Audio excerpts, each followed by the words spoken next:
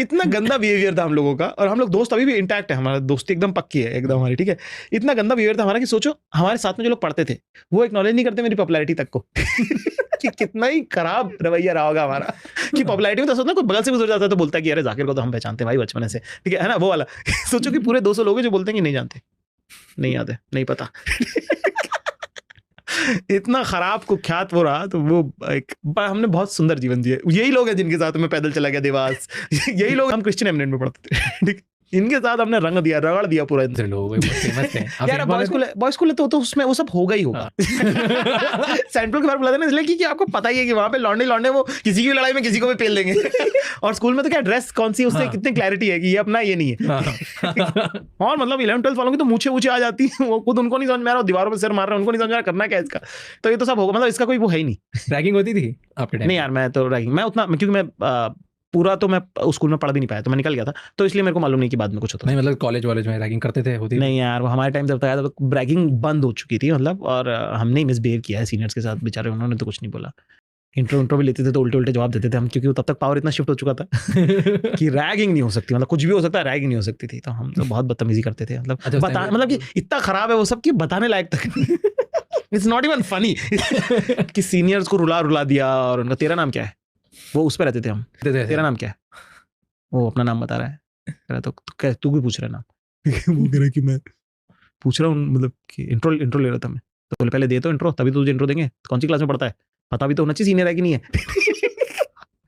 कि बेसिक, कि पहले तू तो बता कौन है भाई, पता चला फर्स्ट ईयर का लड़का पूछ रहा है तो हम ऐसे हर किसी को थोड़ी बता देंगे, ठीक है। कह रहा आईडी कार्ड पर, उसका आईडी कार्ड, पहले तो उसका आईडी कार्ड चेक कर रहे हैं कि ये तो नकली लग रहा है, ऐसे ये सब बात कर ली, फिर मान लिया कि हाँ सीनियर हो, फिर वापस आ गए, सर हेलो सर मेरा नाम क्या इंट्रो, उसका इज्जत नहीं बची उसकी, क्या इंट्रो लेगा वो, बदतमीजी। ये ऑलरेडी अब ये जानबूझकर एकदम से ऐसे हो गए, sir my name is Zakir Khan, I got this many percentage in 11th 12th and I have this course, और अटक कुछ नहीं है, हो चुका है बेइज्जती पहले ही, उसका माहौल खराब कर चुके पब्लिक में। ऊपर से आप फर्स्ट ईयर में, तो आपका ग्रुप बड़ा है, उनका तो 1 साल का कॉन्टेक्स्ट हो गया, 2 साल का ग्रुप 2 3 के, हम हैं ही 40, एक साथ ही आ रहे हैं पूरे।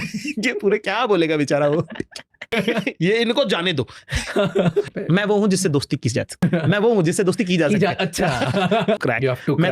मैं तो आर स्टेडियम से मैं बहुत इंस्पायर, रहना है तेरे दिल में, हमारे टाइम पे उसको आर स्टेडियम बोलते थे।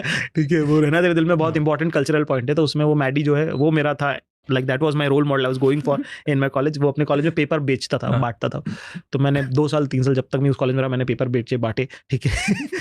और मैं जुलाई से पेपर ढूंढ रहा था, मैं जुलाई से पढ़ भी तो सकता था।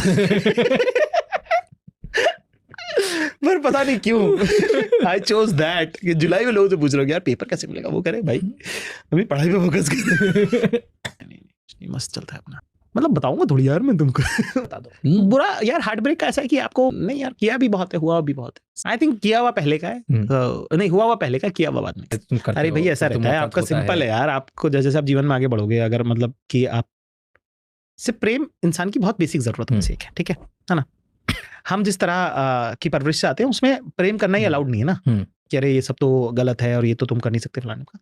तो उसके अंदर अगर कोई आप किसी से प्रेम का इजहार भी कर रहे हो तो आप अपने बहुत आउट ऑफ द वे जाके आप कह रहे हो। हाँ। ऐसे में अगर कोई मना कर दे तो बड़ा दिल टूटता है बहुत जोर से। उसका दूसरा पहलू यह है कि आप अपनी जगहों पे बहुत hero, school head boy, college में आपकी बात चलती है, ठीक है ना, आप स्पोर्ट्स में अच्छे हो, आप बात अच्छा करते हो, आप डिबेट आप सारे जीतते हो, आप म्यूजिशियन हो ऑलरेडी, ठीक है, वो एक अपना लेगेसी आपका साइड में चल ही रहा है, वो तो है ना, तो बहुत अट्रैक्टिव है ये सारा कुछ।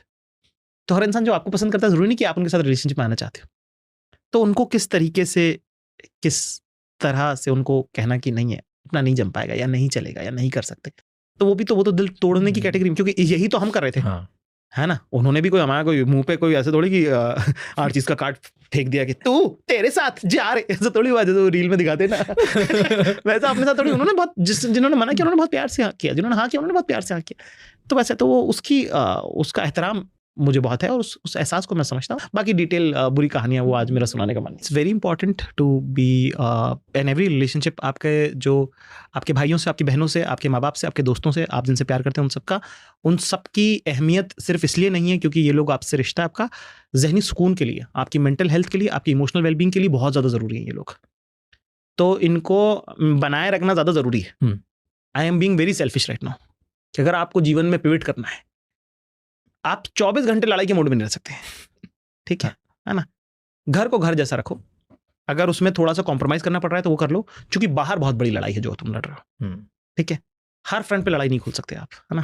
जंग के मैदान में भी एक कैंप होता है जहाँ पे सैनिक वापस जाके रेस्ट करते हैं, ठीक है ना। तो अपना कैंप मत खराब करो कभी भी, ठीक है। तो जिनसे आप मोहब्बत करते हैं उनको, जिनसे जो आपको जो दोस्त आपको पैदाइशी मिले हैं, आपके कजिन्स, आपके भाई, आपके बहन, ठीक है, और जो दोस्त आपने ज़िंदगी में बनाए, जो माँ बाप आपको दिए गए हैं भगवान की तरफ, इनसे आप अगर मधुर संबंध मेंटेन कर लोगे ना कैसे जैसे करके, मुझे मालूम है आज ये बोल रहा हूँ मैं, आपको लगेगा 2-3 साल, पर 2-3 साल बाद आपको मैजिक फील होगा इसका कि बाहर है सारी लड़ाई।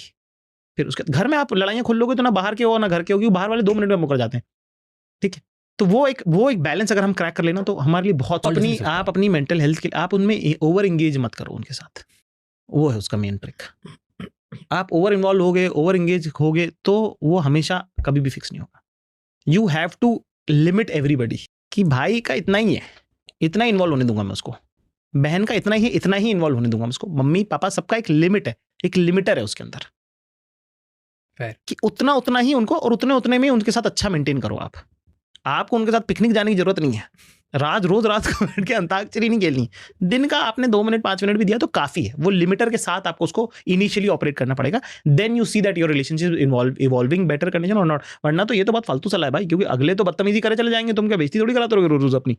सो there is a limiter which you have to set, and also you have to continuously work on your personality. Again I will come back to the first topic, that security से जब आप किसी रिलेशनशिप को approach करोगे, जब तुम किसी से मांगोगे तो कम मिलेगा, जब देते रहोगे तो बहुत ज्यादा मिलेगा। तो जहां आप देना शुरू कर दोगे वहां पे वो रिलेशनशिप, देने में भी लिमिटर है, आप दो और खुश रहो, बस दे के भूल जाओ, ज्यादा मांग रहे इंगेज करना बंद कर दो है ना। फिर अब दोबारा जब देने का टाइम आएगा तब उनसे बात करेंगे, लेना बंद कर दो, देना शुरू कर दो, अपने आप आपके संबंध सुधर जाएंगे लोगों के साथ। फेयर, क्या बात बोली। मैं इनको ये दे देता हूँ, उनको उसमें ऑटोमेटिकली सही हो जाएगा, सबसे रिलेशन मेंटेन हो जाएंगे, सुंदर मधुर। 3 साल में तो तुमको लगा यार ये आदमी सही चलाता अपनी फैमिली, या ये लड़की के अच्छे रिलेशन में